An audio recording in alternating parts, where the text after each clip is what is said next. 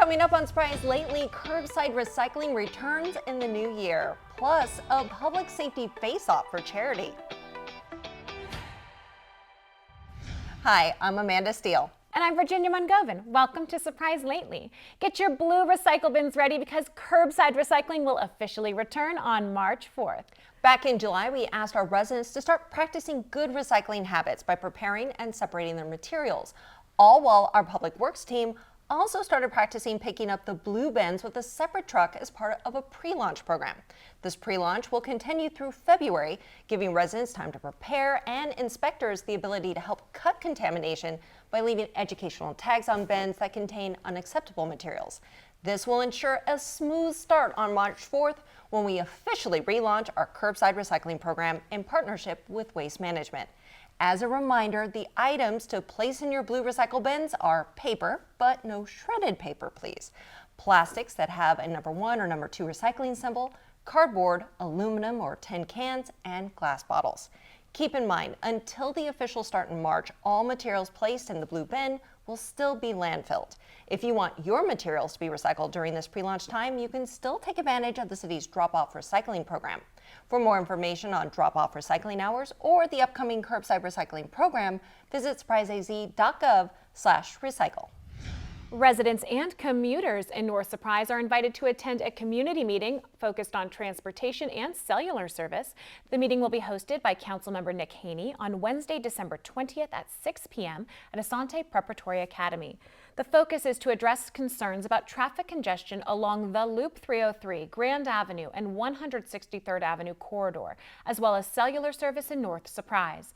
Representatives from Arizona Department of Transportation and Maricopa Association of Governments will join city representatives, including Mayor Hall, to share short-term and long-term plans, as well as information on the December work happening on Grand. The Grand Avenue work has already started and is expected to run through December 20th.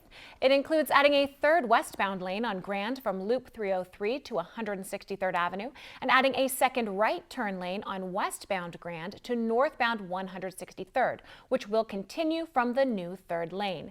It also includes the installation of a new right turn green arrow signal to allow right turns onto northbound 163rd, while southbound 163rd traffic is turning left onto eastbound Grand.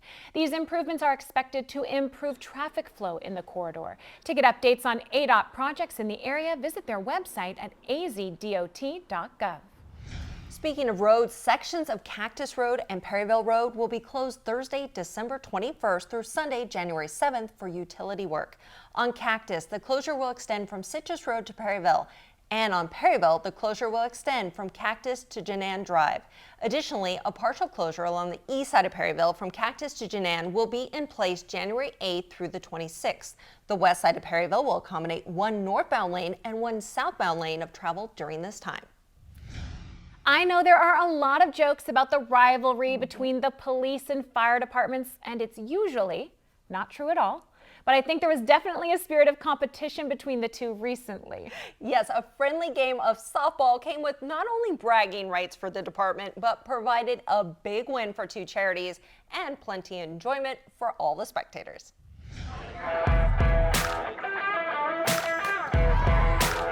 Today we're having an annual fire versus police department softball game. Kind of a time during the year for both departments to get together, have a little competition even though we get along, and raise money for charities. It brings us as a PD together, lets our chief see what we're doing, what we're up to, and as well as the camaraderie with fire. We love to come out here and that camaraderie that we build with the competitive nature that we have all together. As we were growing bigger and bigger, the mayor suggested we have a game, an annual game that we would get together and have police and fire, your family and the community take part. And that was about 25 years ago. So I'm really proud of our public safety here in City of Surprise. And I hope everybody else that's a part of this really enjoys this event and supports it. The new traveling trophy between these two teams. So, fire department gets it this year. Congratulations. Both departments were raising money for their own charities to help families this holiday season. Those charities are the Surprise Firefighter Charities and Surprise Police Employees Association charities. And this was all for a great cause, and for the record, fire took the win. But I love that the real winner is the community, because those charities really do a lot of good for our residents. The city is excited to announce an inaugural Vetfest event as part of Surprise's ongoing mission to be a veteran-friendly city, offering support services and building community connections. This new event will be hosted by the City of Surprise Veterans Disability and Human Services Commission on Saturday, February 10th from 5 to 8 p.m. at Mark Coronado Park. Join us for music, food trucks, vendor booths, information from different veteran service providers, and more. Sponsorship opportunities are available through December 22nd. To learn more about the event or how to become a sponsor, please visit surpriseaz.gov/vetfest. This time of year is often about giving to others, and one of the best ways you can give in the new year is by saving a life through blood donation. Plus, you can even get a gift of your own. The City of Surprise is partnering with Vitalent Blood Donation to host a blood drive on January 9th at City Hall inside the community room from 9 a.m. to 1 p.m. Community members wanting to participate are encouraged to make an appointment at Vitalent.org.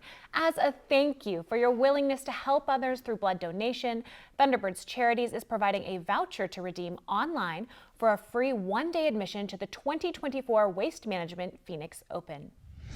If you're an HOA or condominium board member, owner, or property manager here in Surprise, you're encouraged to take advantage of the upcoming virtual HOA and Condo Academy and in-person HOA Summit. The virtual HOA and Condo Academy offers 6 different monthly classes covering a wide variety of topics through Zoom and Facebook Live. Then on February 28th, you can attend an HOA Summit from 6 to 8 p.m. in the Surprise Public Safety Building Auditorium. This in-person event is designed to discuss community resources, housing trends, and offer expert presentations for HOA board members, property management team, and homeowners alike. To learn more or to register for the HOA and Condo Academy or the HOA Summit, visit surpriseaz.gov/HOA programs. Well, that's our show for today, and it's the last one of the year.